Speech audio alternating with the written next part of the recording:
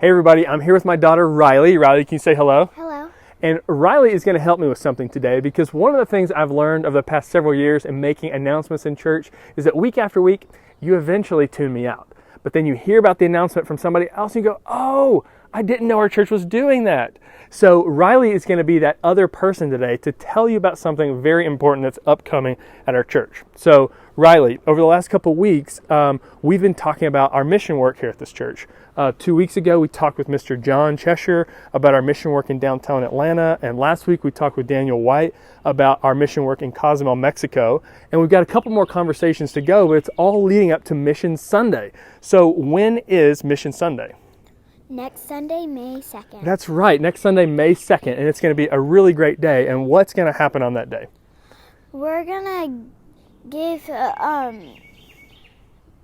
money to the church to tell people about Jesus throughout the world. That is exactly right. It's so important to be able to tell people about Jesus and what he's done in our lives and what he can do in their lives. And so next Sunday, all donations that are collected on that day will go to support our mission work that this church supports. In fact, in previous years, the church has asked you all to consider how much you can give. In fact, the encouragement has been to give maybe 2, 3, or even 4 times what you normally give on any given Sunday. And so we just encourage you to have that conversation with your family and to ask the Lord what he may be calling you to give and to support our mission work. This is really a cool opportunity for families to have this conversation together, isn't it? So today, we're going to have a conversation with my friends Sam and Hugo about our mission work in Haiti. And this is a really cool work. And then next week, we'll have another conversation about another mission opportunity. But anyway, we are just really excited about Mission Sunday and hope that you are as well. And we'll look forward to it. So Riley, thank you so much. Can you say bye? Bye. Bye. Well, hey everybody, I'm here with Sam and Hugo, and I'm going to let them introduce themselves here in just a second. But before we do, we are here to talk about the work that this church is involved in Haiti. And I'm really excited to talk about it because as I've learned a little bit about it, just my own excitement has just grown, and I know it will for you as well. So Sam, as we get going, and then Hugo, why don't you guys just go ahead and introduce yourselves. I know many people may recognize you, but we also have a lot of new people who may not have had the pleasure of meeting you yet. Okay, delighted to do that, Houston. My name is Samuel Aiken, and many of you probably have seen me doing Shepherd's Prayer. I'm an elder here at East Cobb. I'm married. My wife is Marlene. I have a son, Drew. And as a matter of fact, we started attending East Cobb when my son was 4 years old. He's 27 now, so that means that we've been attending East Cobb for about 23 years. My son was baptized here, and he participated in a lot of the programs here. I've been a deacon at East Cobb. I was deacon over prayer ministry, and I was also the deacon over the Haiti mission work. And I've been an elder now for a little over 2 years, and I'm just delighted to be a part of this congregation. That's great. That's great. And Go ahead, Hugo. my name is Ugo Chukwu Makama, and just call me Ugo for short. But I was born in Nigeria. That's why I have such a funny name. But it's an authentic That's Igbo great. name. So I am Igbo. When you get to Nigeria, Okay. there are 3 main parts. There's the Hausas, the Yorubas, and then the Igbo. I am from the Igbo tribe, which Well, we're all going to practice. We're all going to practice saying your not a name. problem. I just small fee to do lessons, but Ugo is just fine. And we've been coming to East Cobb now for about 11 years. I have 4 kids, and they were all baptized here at East Cobb. And I got involved with the Haiti mission. I think that was about 2015, 2016. I traveled with Sam to Haiti December of 2016, where we attended a graduation of some of the preachers, and also visited some churches and the orphanage. And I'm really excited about Haiti. I think that what this congregation is doing is really bringing a lot of people to Christ.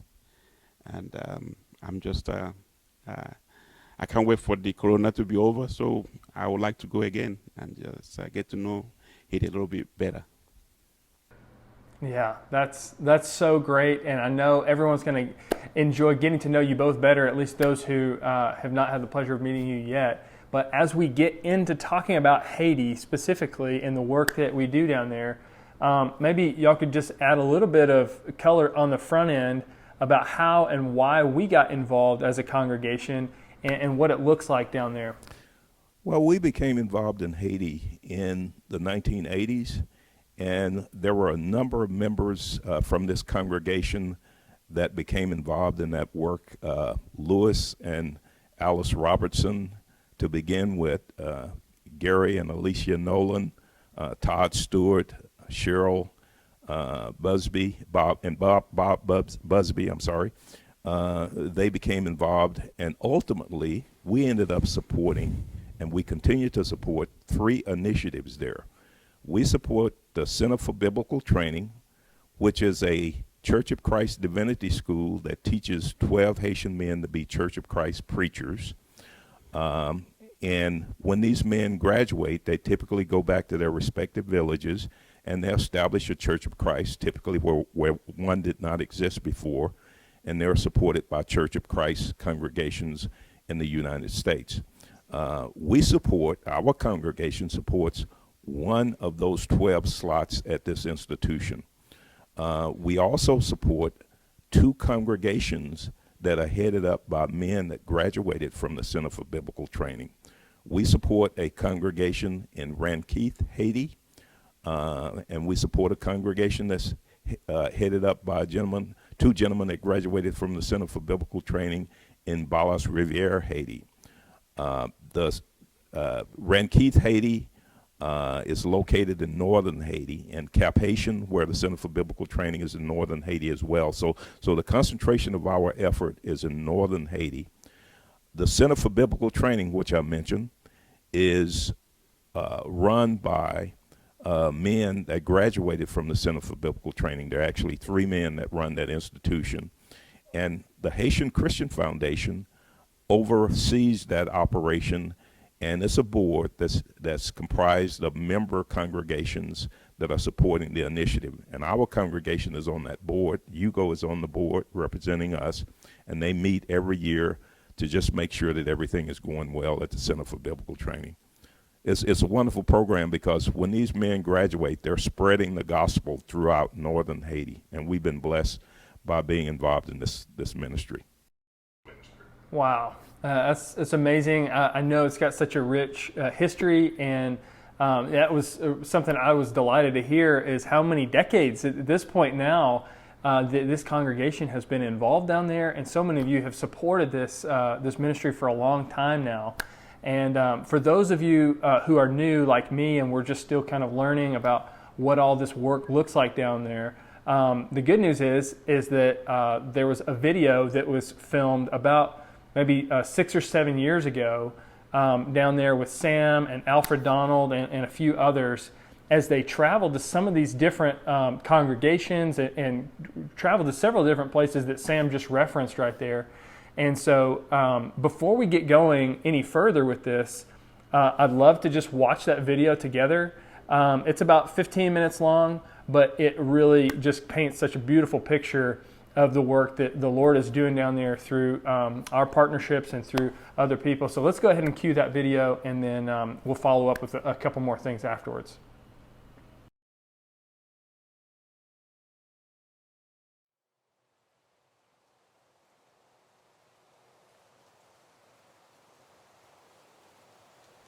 Haiti is the world's poorest country.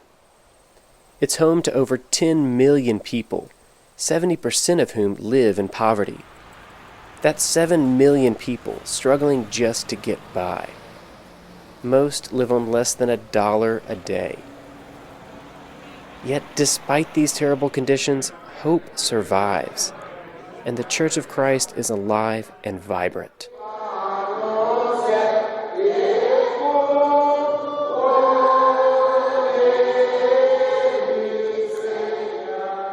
Samuel Aiken has made several trips to Haiti to help encourage the congregations that East Cobb Church of Christ supports. When I first went, my heart really went out to those people because I realized that here we have people that are serving God, in different circumstances than us, in a very, very poor, desolate environment. But they still had a heart to serve God with whatever they had. And I was really, really saddened by the poverty that I saw. The people don't have a lot of money. They trade services, they trade vegetables and produce they may have grown on their property. And you see them all along the roads, trying to peddle, trying to barter, trying to trade something to survive. You see women walking for miles with heavy loads of containers on their head. Poverty it was just indescribable to see how poor they were, but yet, at the same time, rich in faith.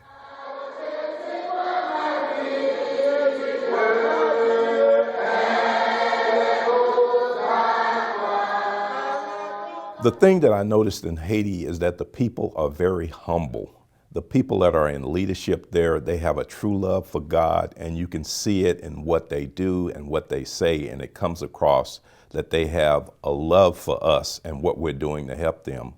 And they are really concerned about their people that are lost, and they're trying to bring them to Christ. They have a heart for serving God and a heart for serving the people of Haiti. And I was so appreciative of what they're doing there because they're doing it under very difficult conditions. They have such tremendous faith in God.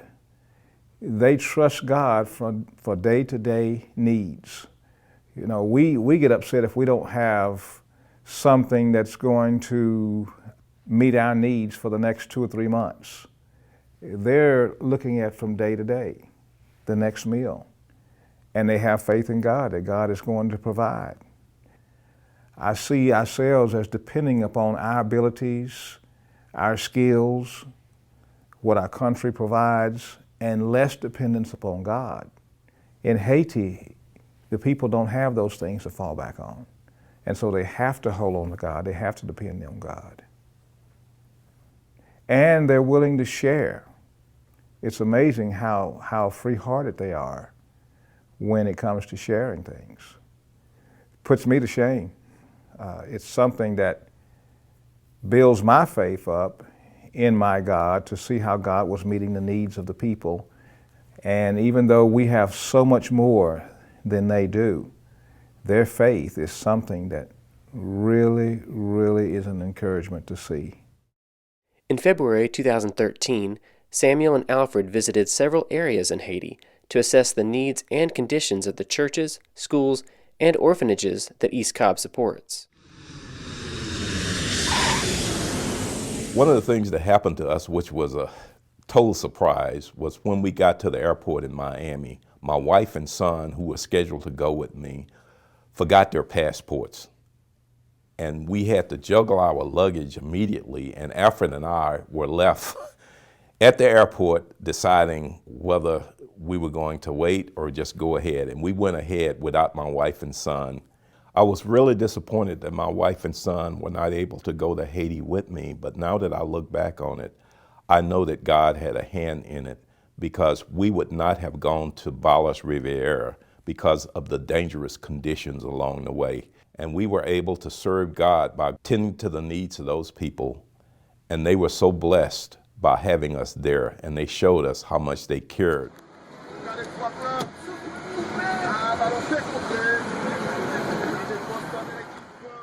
I got to meet Luckner's family. Luckner's a wonderful gospel preacher. He has a wonderful family, but he is a man of God, a man of faith, and he was there. He was a few minutes late when we got off the plane, and all of these men, Haitians, were around us, talking to us, trying to get us to go with them, or we don't know what they were trying to do. We didn't understand the language, and we felt so lost before he came up. And when he came up, it was wonderful. I mean, everybody knew him. He had a reputation of being a man of God and a preacher, a man who helps people. And so when he came up, they pointed him out. There's Luckner, there's your preacher. He knows his way around, and he was able to either take us where we needed to go or provide a chauffeur for us, someone to drive us around. And we just felt really safe and at home with him. Our congregation supports 3 efforts in Haiti. We support the Center for Biblical Training, which is a school that teaches 12 Haitian men to be Church of Christ preachers, provides room and board for 3 years for those gentlemen. And they go out to their respective communities and oftentimes set up a church that's funded by a Church of Christ congregation in the United States. And typically a church doubles as a school, and typically they open an orphanage as well. Our congregation supports the congregation in Ranquet, which is headed up by Francio Alcine, who is also a graduate of the Center for Biblical Training. Francio is a great preacher. He has a wonderful family and children. And he also runs a school and an orphanage. That's basically what the biggest churches do, is they run schools, they run orphanages, and they are meeting needs of the community. They need these schools because we take schooling for granted. We have schools in every community. They're not that way over in Haiti. The average lifespan of a Haitian is in the mid-40s. And so often, many of these children's parents are deceased at a very early age. And so you can see the great need for the orphanages that are run there. And they are doing a great job over there, working with the families, working with the orphanage, the children. We got to visit an orphanage and got to speak to them for a few minutes, and we got them to sing some songs, and they just sang some songs out of their heart, beautiful singing of these children.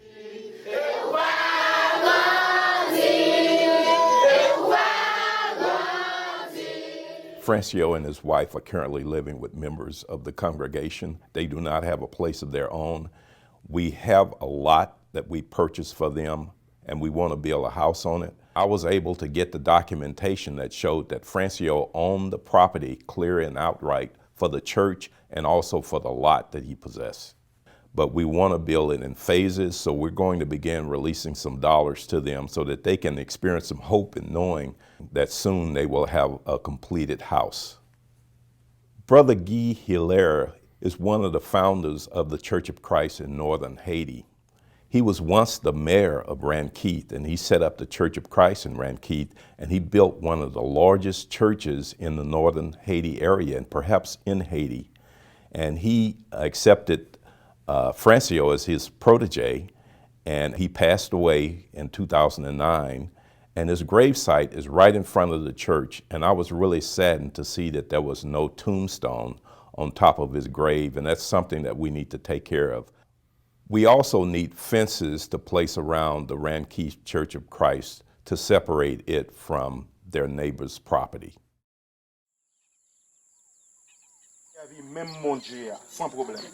We're all in the same family, the Church of Christ. Nous sommes dans la même famille dans nous. Toujours mettez ça dans l'esprit, nous sommes dans la même famille dans l'église du Christ que nous y. And we all serve the same God. N'a servi même mon Dieu.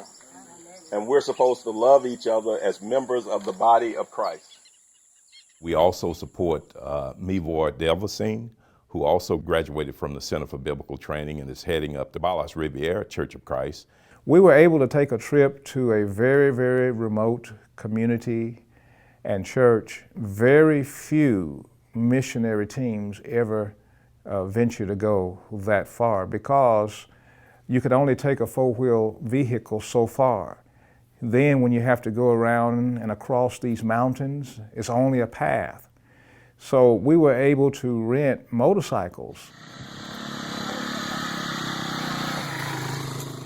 and travel this path across these mountains, and pretty dangerous because, I mean, you got the mountains on one side and on the other side these cliffs where if you fell, you know, you wouldn't just be hurt.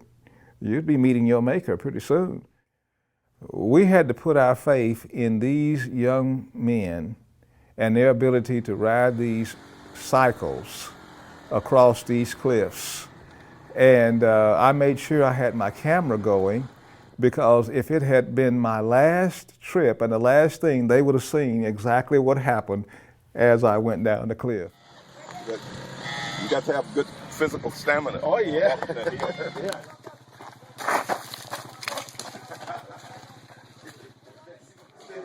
Third time,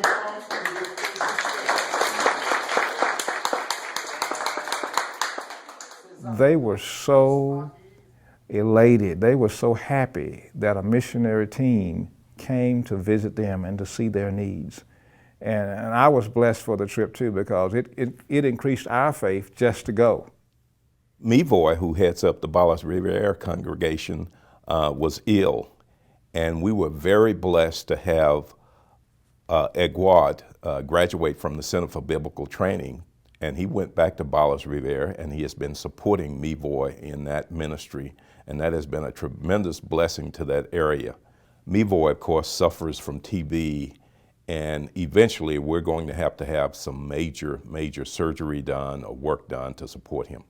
One of the ways that he gets in and out of the city is through walking, using donkeys to transport things, or getting tap-taps, which are motorcycle drivers, to come and pick them up, which they have to pay for a fee. We were fortunate enough to buy them a new motorcycle. We sent $900 to them recently. They just received the funds, and they're going to purchase a motorcycle that will provide transportation from Balas Riviera to other areas that are more densely populated. They are assembling rocks and cement, and they're hoping that they can get the funding to build a second level to the church, which could actually house the school, because they recognize that the government is demanding that they separate the school from the church. We were really concerned about the toilet facilities. They had an outdoor privy that had 3 holes in it that was servicing the school, the church, and the orphanage, and it was posing sanitary problems.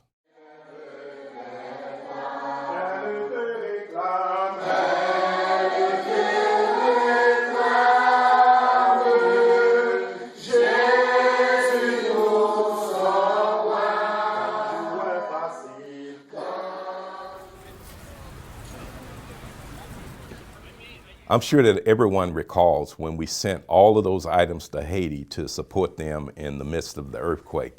It was amazing when I went to the orphanage and I began to see shirts and things that we had sent to them, and they were really blessed by what we sent to them. When we went to the orphanage in Rankeith, I looked across the audience and I saw a kid with my son's shirt on. My son used to go to St. Francis, and the shirt that he had St. Francis on it. And I took a video of it and sent it to my son, and I told him, see, your shirt was a blessing to this kid over in Haiti. David Heath, who was very helpful in getting our items to Haiti, told us that people were asking, what church is sending these things? They thought that we were a mega church sending so many items. We sent $20,000 worth of rice and beans. We sent a whole bunch of items, and people thought that we were a mega church. I thought that was funny. We have had prayer sessions with our elders and the leaderships in Haiti, and they really appreciate us praying for them and knowing that we're praying for them. And they're often telling us that they're praying for us, and they're so thankful for everything that we do for them. They really appreciate you and everything that you're doing. I want to thank the East Cobb Church for what they're doing for the Haitians, for the congregations there, for the orphans there. Your money is being put to good use, and you're going to have a great blessing in heaven for what you're doing there. And the people, all of the people there, wanted to communicate to you all how appreciative they were for the things that you were doing for them, and you hadn't even met them. They felt your love. I think our mission work in Haiti is really something that we should be extremely proud of, because we're fulfilling God's great commission. We're saving souls, we're helping the poor, and we're taking care of orphans. And we are making a difference in Haiti for time and eternity.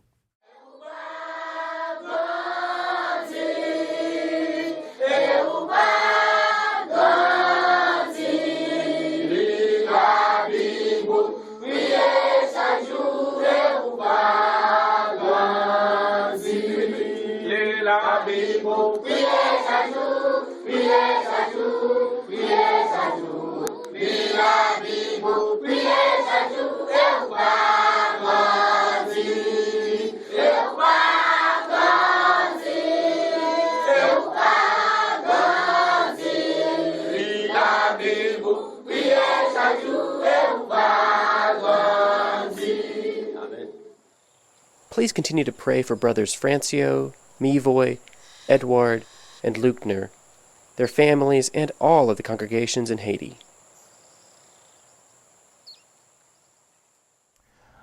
Well, I hope y'all enjoyed watching that video as much as I have. I've watched it a couple times now because it's just so amazing as you see, Sam and Alfred on the back of motorcycles riding through some pretty dangerous places. You guys are way cooler than the rest of us.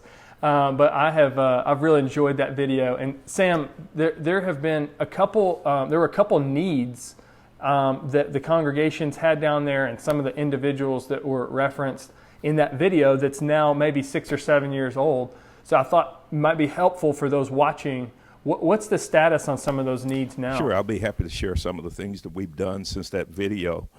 You probably noticed the trip that we made to Balas Riviera, and we saw the privy and the toilet facilities there. I want to let you know that we built a concrete privy, and we have one for men and one for women, and we located that facility away from the orphanage and the church so that it's in a sanitary location. We also built a new orphanage in Rankeith that's housing 28 boys and 20 girls. That's being occupied right now. And we built a new house for Francio and Apolline in Rankeith on that lot that was shown in the video. And they're occupying their new house. And we also repaired a water pump that was servicing the entire Rankeith community, which was very important. And we partnered with other churches of Christ to do that. And we have also supported, in partnership with other churches of Christ, we supported a new electrical generator. And we also added a tombstone to the grave of Guy Hilaire, the gentleman that started the first Church of Christ congregation in northern Haiti in Rankeith, who was actually mayor of Rankeith at one point in time. So we've made a lot of progress since that video. And you were asking about some of the things that I remember by being there I remember when I went on my first mission trip, and people that you see, some of them are hungry, and I was told that the people that you see now may not be here next year because of food. People are starving, they don't get enough nourishment, enough food. And as I was walking around, I saw these chickens walking around, and I said, if people are starving, why is no one eating these chickens? And a gentleman pulled me over to the side, and he said that there are a lot of people that believe in voodoo here, and they feel like there's a hex that's put on that chicken, and if they eat that chicken, something could happen to them. And as we went to bed that night, the first night I was there, late at night, you would hear all of these drums, and you would hear this festive environment, and I was curious as to what was going on. And I was told that they were practicing voodoo. Now, this was the first time that I went to Haiti. Think about the last time that I went to Haiti, and I was there with the same people, and we went to bed at night, and it was almost silence. And we began to realize what the impact the church was having on that community, because people were Christians, and a lot of people were accepting Christ, and so we were not having the voodoo influence in that community was lessened tremendously because of our influence there. And you can think of a community that doesn't have food, so you don't have an alcohol or drug problem because people are trying to satisfy the basic needs, and so any hope is really important to them. And so a lot of people were clinging on to voodoo, which is false hope, but we gave them true hope in believing in Jesus Christ. and establishing churches there, and the Church of Christ is just really flourishing in that area, and it's providing people real hope, and we're just so delighted about that. That's so amazing. I can only imagine just the ripple effect that the church has had down there in just reshaping people's understanding of God and their own themselves and the relationship between them. And I'm sure that's had just a big impact and maybe an impact on the chicken population down there as well. Anyway, I love that story. And Hugo, what about you? I know you've been down there. There once, and what struck me, what stood out was how similar the Igbos are to Haitians. And then as I continued to research, and I found out that there's really proof that Haitians are really, not just that they are Africans or Nigerians, but they are truly the Igbo people. Because I looked at the culture. As a matter of fact, there's one food that I'm still, when I go again, I'm going to find out. We call it akara, but they call it ankara. Basically beans that's grinded and then put, meat and whatever you want, eggs and onions, and just fry it. They call it ankara, but I'm still wondering if it's the same thing. And then also, I remember Mr. Mastenbrook, Tim, pointing something out, pointing at a mango tree while we were driving past, and he said, Hugo, look. I looked, and there's a red ribbon tied to the mango tree. And then he said, that's voodoo. I knew that even before he said it, because in the villages, even although it's going away, but where I was born, if you tie a little ribbon, just any red handkerchief, they said "Ekwawala Emo," which means you've kind of willed it to the spirit. So whoever touches it is supposed to be harmed by the spirit. And so I was just amazed by how similar the culture is. So and the needs, we recently what we've done so far, despite the corona, is there was a request. Mr. Charles Harrell informed me that they needed to upgrade basically their cooking utensils, basically to move from charcoal to propane. And from what I've gathered, we just they just put in the new stove, so it's up and running, functional. Well, I do want to make a comment that what we're doing in Haiti is making a difference, a tremendous difference. Yes. And just think about it. We're supporting a school that's teaching men to be Church of Christ preachers, and they're going to their respective villages, establishing churches, spreading the gospel. We're also, at the same time, helping the poor, and we built an orphanage. We're helping orphans. And one of the things that I did not mention is that they set aside a fund, in each of the churches that we support, they set aside funds for widows. And we made that a point to always set aside money for widows. And I just think that without the support that we're providing, we would not be doing God's work, because we are actually involved in the Great Commission. And another thing about Haiti is that the dollar goes a long ways. So a dollar is impacting a lot of people there because of their economy. A dollar means a lot. And I just want to thank everyone for what you've been doing, and I wish you would really consider this Mission Sunday on May the 2nd and give generously to God's work. We're doing really good things in Haiti, and we appreciate everything that you've done. Man, that's a great place to stop right there. Sam and Hugo, thank you both for what you've shared with us today. And again, for those of you who are just kind of jumping in with us right now, next Sunday is Mission Sunday, and all donations taken up that day will go to support work in Haiti and in other places that we've already referenced these last couple weeks. And I would encourage you to look inwardly and see what God may be calling you to give. And we will look forward to hearing from one more mission work next Sunday, and it's going to be a great day. Thank you again, guys.